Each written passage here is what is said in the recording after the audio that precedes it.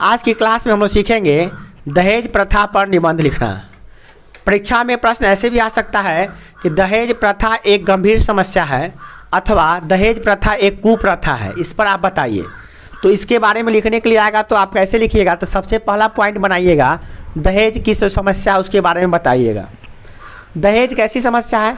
तो भारतीय समाज के लिए एक अभिशाप है, मतलब एक अभिश्राप की तरह है, ये मतलब श्राप है। यह कुप्रथा घून की तरह समाज को खोखला करती चली आ रही है। जैसे एक घून होता है ना, घून गेहूं में घुसकर उसको अंदर से खोखला बना देती है, उसी प्रकार से ये जो दहेज प्रथा है हमारे समाज के अंदर घुस गया है और पूरे समाज को खोखला बना रहा है। ठीक है, इससे नारी का जीवन जो है ना, सामाजिक नारी का जीवन और सामाजिक व्यवस्था तहस नहस कर दिया। किसने? दहेज प्रथा ने। अब बात आती है कि दहेज प्रथा के बारे में पढ़ रहे हैं तो पहले ये भी जान लें कि दहेज क्या है। तो दूसरा पॉइंट आप बनाइएगा दहेज क्या है। देखिए, विवाह के अवसर पर कन्या पक्ष द्वारा वर पक्ष को उपहार के रूप में जो भेंट दिया जाता है ना, उसे दहेज कहते हैं। अर्थात विवाह जब होता है लड़का और लड़की का, तो लड़की वालों के तरफ से जो भी सामान, रुपया, धन दौलत लड़का वाला को दिया जाता है उसे कहते हैं दहेज। चाहे वो पैसा हो सकता है, सामान हो सकता है, गाड़ी घोड़ा गहना जेवर कुछ भी हो सकता है, ये सब दहेज होता है। अब देखिए, यह प्रथा अत्यंत प्राचीन काल से चली आ रही है। यह प्रथा आज से नहीं चली आ रही है, प्राचीन काल से ही चली, बहुत पहले से चली आ रही है। यह प्रथा बुराई का रूप धारण कर चुकी है, बहुत बड़ी बुराई है हमारे समाज की। परंतु मूल रूप में यह बुराई नहीं है। एक्चुअली यह बुराई नहीं है। दहेज देना, जैसे लड़की वाला अपनी लड़की को कुछ रुपया दे रहा है, चाहे अपने दामाद को कुछ दे रहा है, जैसे बाइक खरीद के दे रहा है, तो ये गलत नहीं है, बुराई नहीं है। परंतु ज़बरदस्ती जो लेता है ना, ये बुराई है कि नहीं? मान लीजिए कोई लड़की वाला अपने मन से अपने अपनी बेटी के चाहे दामाद के कुछ दे रहा है, तो गलत थोड़ी ना कर रहा है, तो सही है, अच्छा लगता है। गिफ्ट देना हो, गिफ्ट हुआ। उपहार माने क्या होता है? गिफ्ट। क्या गिफ्ट देना गलत बात होता है? नहीं। अच्छी बात होता है। तो फिर ये क्यों गलत बात हो गया? क्योंकि पहले वो गिफ्ट था, अब कहा जबरदस्ती तो उनसे लेवे करेंगे इतना लाख रुपया, तो अभी इसलिए बुराई हो गया। प्रश्न उठता है कि दहेज को बुराई क्यों कहा जाता है? विवाह के समय प्रेम से खुशी खुशी जो उपहार दिया जाता है, ये बुराई नहीं है। क्या एक पिता अपनी कन्या को खाली हाथ विदा कर देगा? ये सही लगेगा? नहीं, अच्छा नहीं लगेगा। नहीं, अपनी प्यारी बेटिया के लिए धन, सामान, वस्त्र ये सब देता है उसको, ये प्रेम का प्रतीक है। परंतु यह भेंट प्रेम वश दी जानी चाहिए, मतलब प्रेम से देना चाहिए, तब होता है। मगर मजबूरी में कोई दे रहा है तो वो अच्छा बात नहीं है, वो गिफ्ट अच्छा गिफ्ट नहीं हुआ। दूसरा कि दहेज अपनी शक्ति के अनुसार दिया जाना चाहिए। मान लिए किसी लड़की का पिता गरीब है तो अपने बेटी को अब बहुत महंगी महंगी चीज़ नहीं दे रहा है, छोटा मोटा लकड़ी का अलमारी दे दिया है, पलंग कुर्सी टेबल दे दिया है। और जिसके पास पैसा है वो गोदरेज का अलमारी दे रहा है, फ्रिज दे रहा है, वॉशिंग मशीन दे रहा है। क्या? तो जिसके पास पैसा है वो ना देगा, तो अपनी अपनी क्षमता के हिसाब से देगा तो ठीक है। कहेगा ना गरीब के पापा है, लड़की का पापा गरीब है, उसके कहेगा ना तुम हमको गोदरेज का अलमारी दो, हमको LG का फ्रिज दो, तो वॉशिंग मशीन दो, तो मोटरसाइकिल दो, तो ये तो गलत बात है। ऐसा तो नहीं होना चाहिए, ये गलत बात है। कहा दहेज की बुराई कहाँ तक कह सकते हैं? जहाँ मांग होती है वहाँ पे दहेज बुराई है, जहाँ प्रेम से दिया जाता है वो बुराई नहीं है। जबरदस्ती खींच ली जाने वाली संपत्ति नहीं, ये सब बुराई होता है। दुर्भाग्य से कहिए कि आजकल दहेज की ज़बरदस्ती मांग की जाती है। दूल्हा के भाव लगते हैं, जो दूल्हा होता है ना उसका भाव लगता है। बुराई की हद तो तब बढ़ गई है कि जो जितना शिक्षित है, जितना समझदार है, उसका भाव उतना ही तेज है।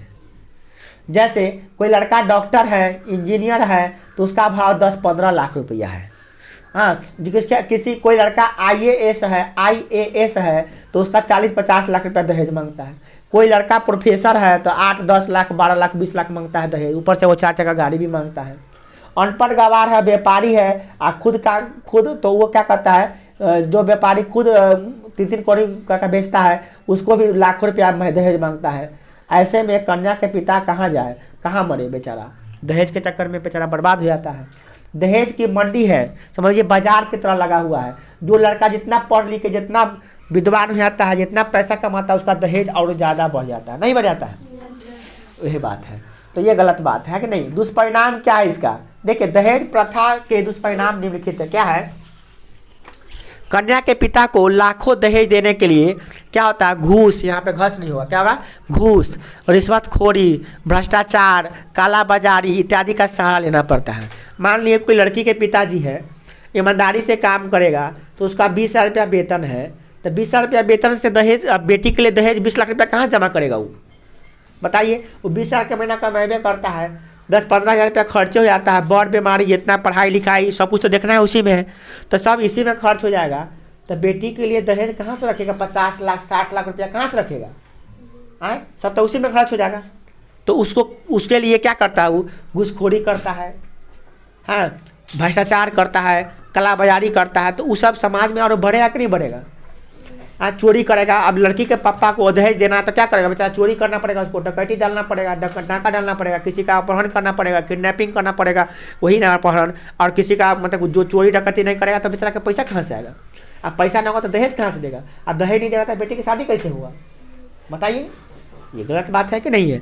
तो दहेज अगर हट जाता तो इस सब समाज से, इस सब से भी हट जाता है ना।